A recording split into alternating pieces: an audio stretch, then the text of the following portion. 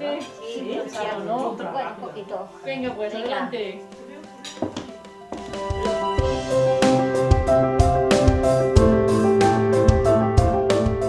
A ver, la gente cuando dice epidermosis bullosa entienden lo de epidermis, que entienden que es algo de la piel. Que la gente no entienda, la epidermosis bullosa es el pegamento que hay de la dermis a la epidermis, que es como si nos faltara.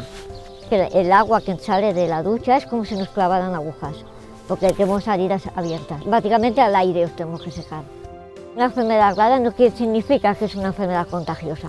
Cada día pues voy a tomar café por la mañana, me reúno con ellos y por la tarde con las amigas.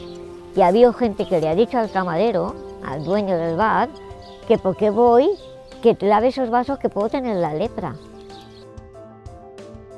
La constància és el no parar, llevar-te i saber que tens 3 nens, que els has de vestir, barallar-te perquè es raspallin el cabell, les dents, perquè esmorzin, perquè es preparin la bossa, perquè hagin fet els deures el dia abans, perquè les nenes vulguin posar el que es volen posar i cada dia que és aquesta petita lluita, gent et fa valorar, vaja, fa obrir els ulls, de que no tot és fàcil per tothom i que els meus petits problemes realment són res comparat amb molts altres. Vine a la Volta a Cerdanya, a córrer la cursa sumant capacitats o entra a la web i compra un dorsal solidari a ultrafons.com.